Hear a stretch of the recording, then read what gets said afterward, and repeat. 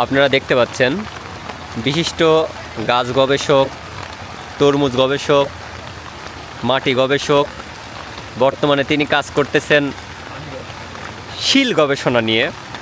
তিনি এখন শিল নিয়ে গবেষণা করতেছেন। কিছুক্ষণ আগেই খুব শিলাবৃষ্টি হয়ে গেল, তো তিনি শিল গবেষণায় ব্যস্ত।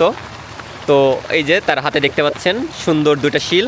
তো গবেষণা করে কি পেলেন? এটা কি শিল?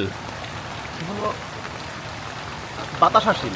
ও আচ্ছা, এটাকে বলে বাতাসা শিল। বাতাসা শিল। এটাতে কি গাছের তেমন কোনো ক্ষতি হবে? না না না, গাছের আমের কোনো ক্ষতির কোনো সম্ভাবনা নেই। ক্ষতির কোনো সম্ভাবনা নেই।